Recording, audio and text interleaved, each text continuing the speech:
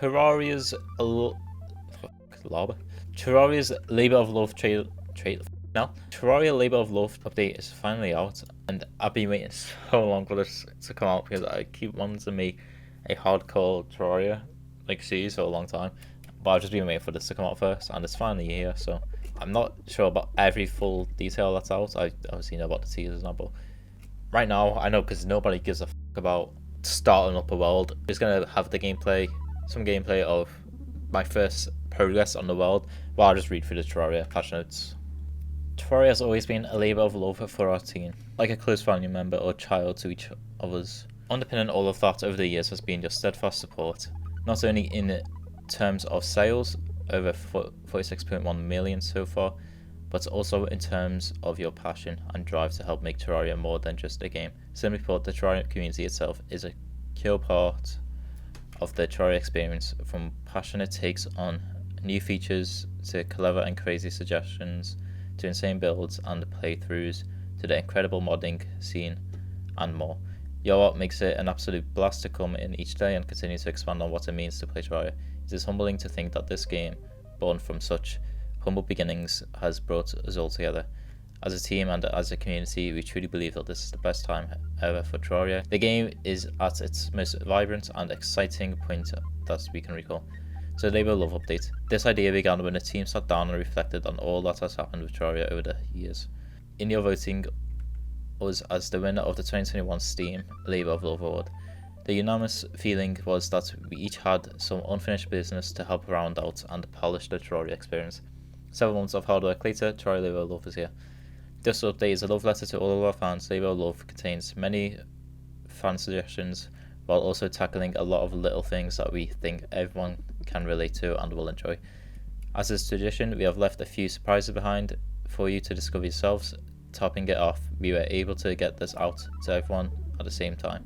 For the first time, Terrarians everywhere can celebrate a brand new update together. You all have shown so much love and support to us and our game, so please allow us to return that love right back to each of you. Thank you does not go far enough, so just know that we love and appreciate each and every one of you. Here's to the past, present and future of Terraria. A true labour of love. Cheers. We are celebrating the occasion with some fun surprises as well. The team will be out and about today, hanging out, collecting bugs and feedback, etc. Be sure to catch us at any time of the locations below. Community Forums, Discord, Twitter. Steam right here is in this very post, and we'll likely be dropping in on any live streams or the new contents that are going on. Labour of Love banner art. Okay, these are just some banners. I'll just find displayed them on the screen right now. People that actually care. That's cool. It's cute. Town Slime plush and 2 new Terraria shirts to mark the occasion. So this is the merch, obviously, and we can actually see all the town slimes here. Not in the game, but the plush versions of them. This one looks cool. We're getting this one in our world. This is going to be our goal of the series, is getting this town slime. He looks cool. Looks very smart. Hey, with all I said on the show, Terraria Labor of Love update notes, table of contents. We have quality of life, world seeds, new additions, balance and melee overhaul, console and mobile specific changes, Terraria Labor of Love full changelog. Let's go to quality of life then. Okay, quality of life, gear loadouts. Terraria has always been a game where the players constantly shifting roles. Dig, fight, build is the tagline. After all, previously this meant a lot of shifting around of gear sets and the like, but with Labor of Love, players will at long last have access to a set of 3 gear loadouts. This will allow players to create different gear setups ahead of time and seamlessly swap between them as needed. They'll definitely be using this in the new series. We're gonna have one for each class. It's annoying though because there's more than 3 classes. I feel like they should have done like 4 or 5.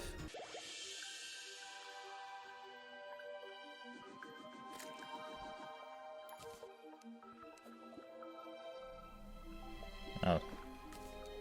Little fish on. Oh, and he's gone. Okay.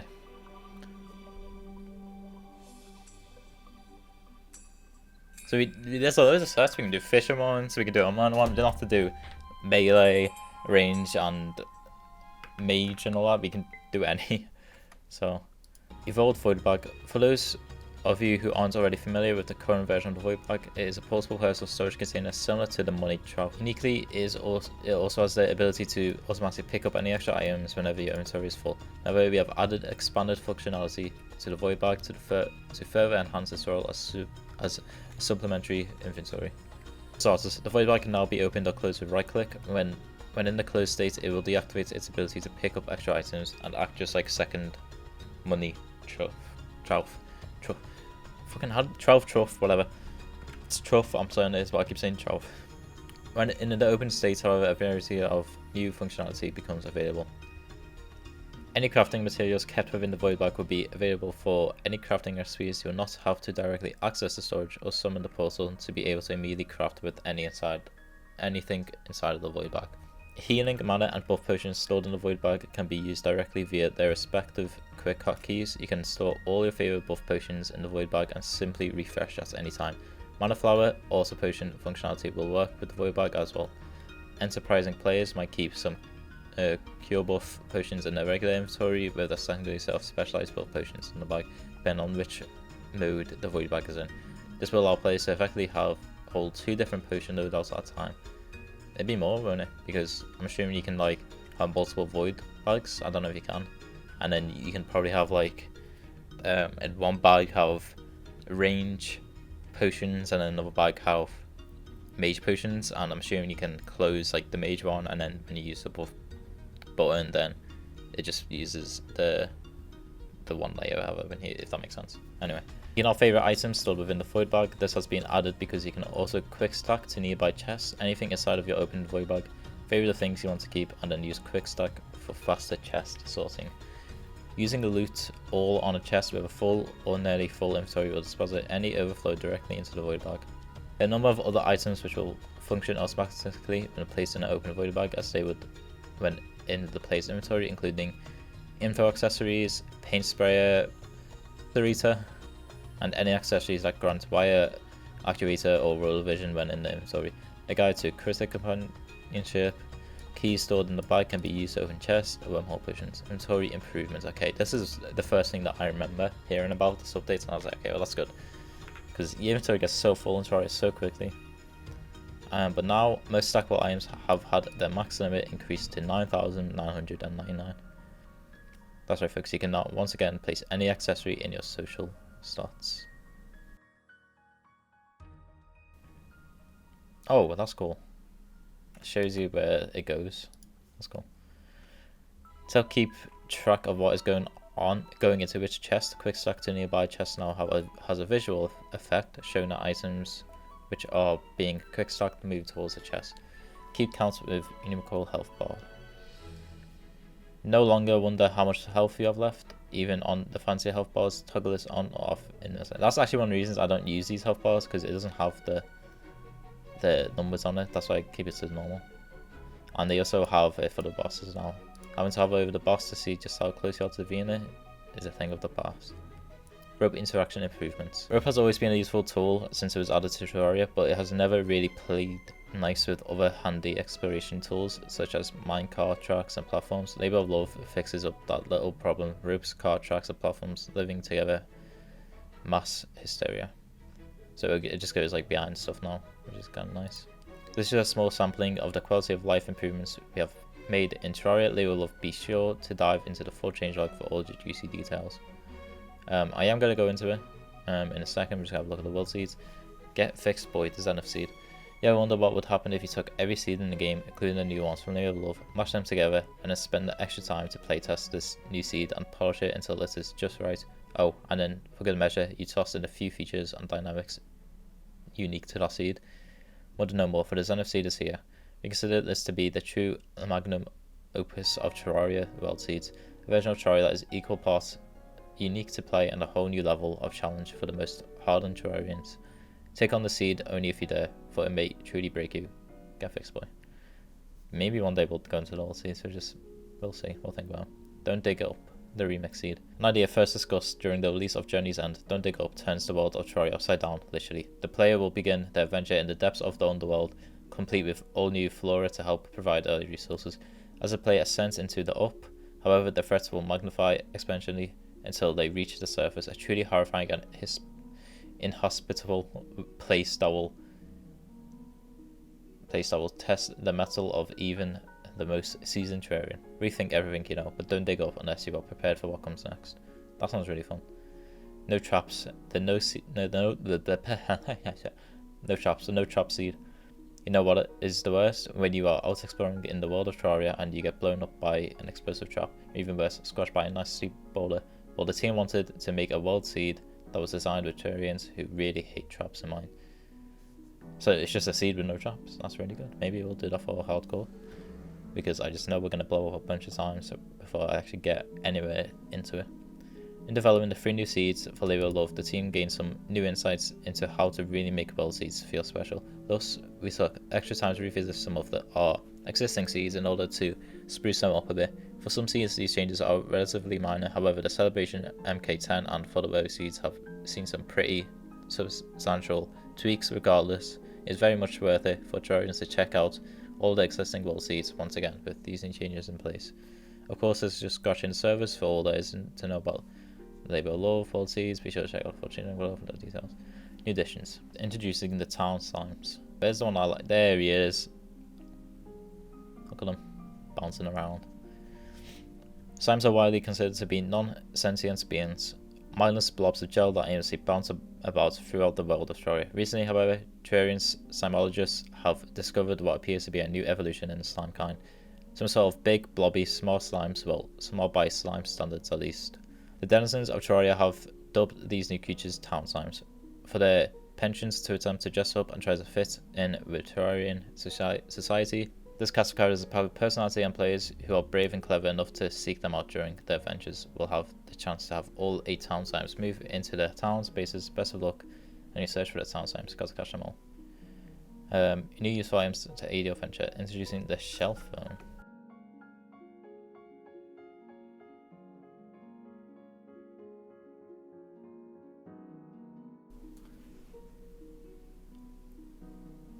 So you can just teleport wherever. Home, Underworld, okay. To come on a cell phone, but now that Labor of Love is here, all the cool kids are using the shell phone. This handy device allows you to choose a destination of the magic mirror function. Initial spawn, home, bed, ocean, or Underworld. That's cool. Terraformer, we have taken the Calamitator and made it stronger, faster, better. We have the technology. Lilith's necklace will allow you to transform into a wolf during your adventures, because who doesn't want to channel their inner wolf? Okay, some fairy shit there. Terraria update will be complete without some fancy new decorations and blocks to spruce up your bases, arenas and more. Here are a few fun examples. Reef blocks and coral furniture. Brand new paintings designed by the team, testers and community. I really like that one. I want that paint. Give. Oh yeah, they brought... Okay, I used to love these bricks. When I first got Terraria, it was like 2012 or 2013. I got Terraria on Xbox 360, and there was like 1.2, and these were the blocks for the dungeon. And then I remember the update came out, and I love these blocks. These blocks are just, I don't know, they're just cool. I just really like the look on them. I think everyone can agree.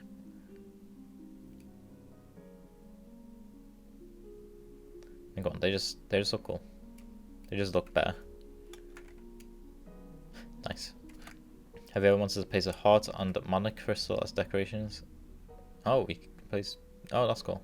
On top of providing all new blocks and furniture for our builder friends, the team has added 2 new Terraria building tools that we think will really help you take your Terraria creations to the next level. Hand of Creation Equipable increases mining speed by 25%, increases block and wall placement speed, increases block placement and tool range by 3, increases pickup range for items, automatically paints or coats placed objects, hold up to reach higher. Hand of Creation, a new tinker that will make building easier than ever. Echo coating combined with the Echo monolith lets you make things disappear. Now you see it, now you don't. What's the point of that? Oh, it's like, it's still a house there, it's just, okay. Sure. In the box, Echo coating makes that problem literally and figuratively disappear. Want to light a room with torches without actually having to see them? Echo coating gets rid of them and their pesky particles, but it keeps the light. But wait, you may be saying, If echo coating prevents block particles from forming, what about things like chimneys and fog machines? Those are great for environmental ambience, but I want to be able to make the furniture items invisible. Fear not, Relogic thought this through thoroughly. Let's go. Torches and music boxes won't release anything, but fog machines, chimneys, bubble machines, silly balloon machines, and even leaf and mahogany leaf blocks will emit all of their particles, which allows us a ton of different environmental options without having to hide blocks or furniture that don't fit. As I mentioned before, echo coating works with colored paints, so you don't need to worry about changing how a build looks to make it invisible. But even better, this also applies to illuminate coating. That's right, you can use a colored paint, illuminate coating, and echo coating all on a single block. You can make a fully painted build that is invisible, but will glow in the dark when you activate it with the echo chamber.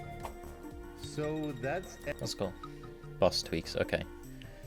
You have given several bosses at once over during a Labor of Love, so you will want to check out the full changelog for all of the juicy details. You don't want to be caught unawares. After all, that being said, we did want to highlight two bosses that have perhaps seen the most changes as a result. We expect that players will find them to be a bit more challenging.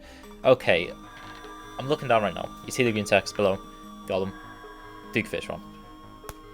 How have they possibly made Duke Fishron harder? Because I've always found Duke Fishron to be challenging as a boss, just in general. Like before Moonlord, I've always found Duke Fishron to be like the second hardest boss. You see, I find him harder than Moonlord himself. So to make him harder, fuck, I don't know what I've done. What Terraria balance update would be complete without a buff to Golem? Continually seen as one of the easiest bosses in all of Terraria, the Golem fights need more love from the team. What has changed? Take him on and find out. That's scary. Duke Fishron, however. Okay. The Duke was once seen as one of the better boss fights in all of Terraria. He is still a solid experience, but he felt like he could use a bit of tweaking in order to help him return to a more prominent challenge that is worthy of how the game has evolved since his introduction. Head to the ocean and fish him up in order to experience a fresh fight. Okay. So we're gonna experience all these fights as well as in hardcore. So it's just gonna make me cry. Pumpkin Moon overhaul. Let's face it, the good old Pumpkin Moon was starting to show its age a bit. Once considered a challenge event, it has been relegated to the role of niche side content that doesn't really stand up to the skills and gear of the modern Terrarian. Well, fret not, Pumpkin Moon fans. We have reworked the Pumpkin Moon in order to bring it in line with other events of that same tier, such as the Frost Moon. What exactly do we change? Pumpkin Moon is now a full 20 wave event rather than its previous 15 waves. Extra 5 waves, that's not easy. Pumpkin Moon enemies received some buffs and the composition of each wave has changed. The insane boss spam typical of the later waves of Pumpkin Moon has been cut back tremendously. This will not only change the player to play more optimally to rack up high scores, but will also likely put less strain on everyone's hardware. Labor of Love has way too many balance tweaks to be able to cover them off here. Be sure to check out the full changelog linked below for all the details. I don't really care about console now. Okay, my eyes went straight to added poo. What? I'm gonna read some of it. I'm just gonna see the new items and content. Added 8 slime town pets, collect them all. Added over 300 new items. Added over 25 new blocks and walls. Added over 55 new paintings. Added a few new vanity accessories and items. Added a new tree type. Added 3 new furniture sets. Added crimson and corrupt mud grass. Corruption and crimson no longer dry out jungle grass into dirt when corrupting it, but instead will simply spread to the grass portion. Added rubble maker, added shell phone, added hand of creation, added echo coating and changed illuminant paint to illuminant coating. Coatings function exactly like paints except they can be stacked with any other paint and each other. Added Lilith's necklace. Okay, this is the new sort of thing. Added poo. Okay, game. Added a terraformer. Added a biome site potion. Sounds interesting. Added jungle birds. Oh, we already knew about that. Added fly meal. Bane of townsfolk everywhere. Okay. Added a few more pre-hard mode weapons. That's cool. Added bottomless honey bucket and honey absorbent sponge. Added fart cart, can't wait for that. Added resplendent desert. Re-implemented pixel bosses to be sold by the mechanic, which have been updated to have improved functionality for pixel displays. Okay, there's just a lot of notes. If you want to read it yourself, you can just go to Terraria forums and read all the notes yourself. There's just a lot. So I'm just gonna end this video here. I was gonna make this part 1, but like as you saw, it took 20 minutes just to go through everything and just look at everything new, and I cannot really be bothered like kind of editing this style that I kind of want to make this series. So this is just gonna be like a part 0.5 of the series. It's just I was looking at notes and with the gameplay of me setting up, because it's just really boring. I feel like the first hour of footage I have, no one wants to see me fucking running around, exploring and then mining and building a house, and it's just not in the like style that I kind of want to do this series. I kind of want to make it in a way it's like I want to make it a fast-paced videos. I want to have a specific goal for each video. You know, maybe progress a bit, like kill one boss each video. You know, have a viewer request, like something they want me to do in the video. A new building thing. I suck at building, so I think trying to improve my building will be really good for this as well. So like I want to have like each video be about 15-20 minutes long, and then about, if it's like 20 minutes long, say like about 5 minutes of the video is me progressing through the game, and then another 5 minutes is me doing the specific thing that I wanted to do that video. Another 5 minutes is like maybe a fishing quest, or you know, some other side questing or something that a viewer wants me to do, and then the last 5 minutes is just me trying to build something, I guess. So I don't know, it's something like that, because I don't want a video like these hardcore videos to be just 15-20 minutes of me trying to get the Terra Spark boots, or trying to kill the Eye of Cthulhu, or me building an arena. Like I want to evenly spread out these videos into little like segments, so you know they're actually enjoyable instead of just sitting there for 20 minutes watching a boring let's play. You get what I'm trying to say. I'm just rambling at this point. Anyway, I know this video probably wasn't that good, but if you did enjoy it, then let me know. And also the hardcore series probably isn't going to come out still for a little while. I'm going to try and upload it once a week, but with that I want to make sure I've recorded a lot of it and edited and got at least like 5 or 6 videos ready, so I don't have to rush myself. I probably will have a little break. Like I'll probably get to Lord of Flesh if I make it there, and then have a little break. Anyway, that's enough from this. It's just a video not really well edited. It's just little short parts, Labor of Love, and like I guess kind of an announcement of the series or whatever. Anyway, hope you enjoyed. Goodbye. I'm out of breath. I'm tired. I've got a lot of stuff to do. Goodbye.